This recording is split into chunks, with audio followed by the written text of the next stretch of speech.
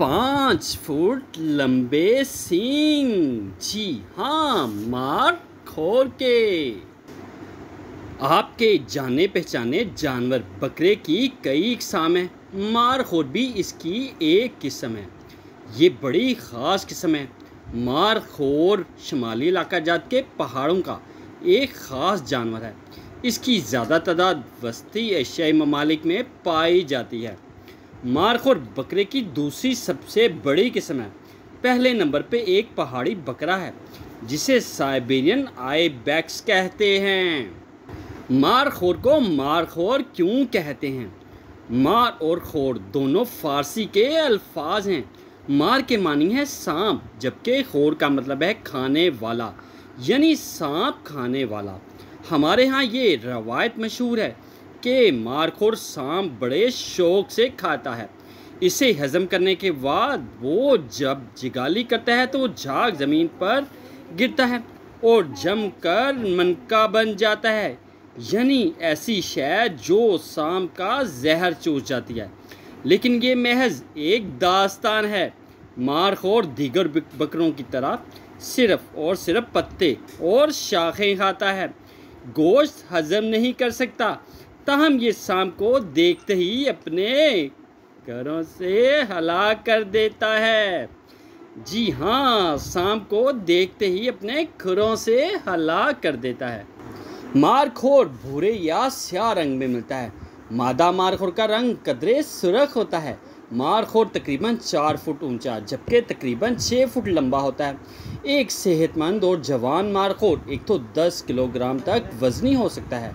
Markhor की सबसे अहम निशानी उसके पेट जैसे लंबे सींग है।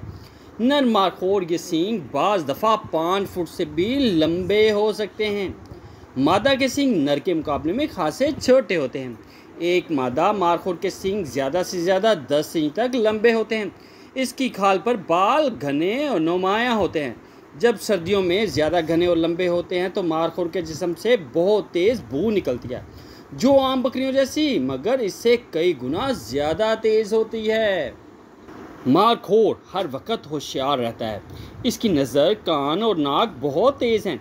किसी हरकत से ये फ़ौरन चौकन्ना होकर हवा में सूंघता है।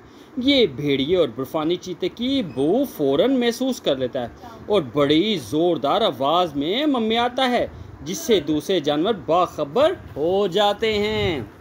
मारखोर का रहन सहन। मारखोर 600 से 3600 मीटर की बुलंदी पर बासानी रह लेता है। ये इन पहाड़ों में मिलता है जहाँ सनोबर के दरख्त पाए जाते हैं। चट्टानों से निकली हुई बेलों के पत्ते ये बहुत शौक से खाता है। मारखोर दिन के वक्त आम बकरियों की तरह चरता खाता रहता है। सर्दियों में ये ज़मीन पर गिरे हुए सनोबर और चीड़ के पत्ते फल खाता है।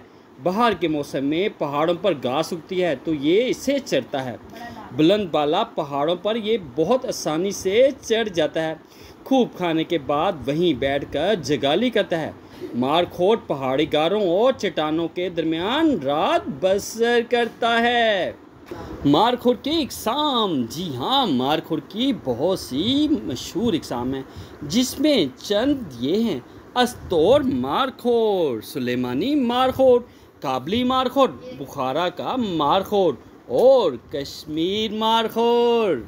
सींगों का इस्तेमाल। मारखोर अपने सींगों से बहुत काम लेता है। इसकी मदद से वो ज़मीन खोदता है, किसी बैल या पहाड़ी पौधे को जड़ से उखाड़ लेता है।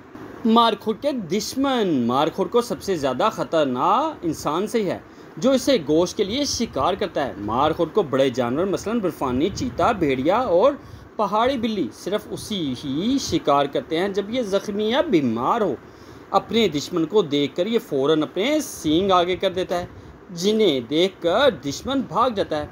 भूखा चीता या भेड़िया इस पर हमलावर हो तो ये बहुत ज़ोरदार टक्कर से नीचे गिरा देता है।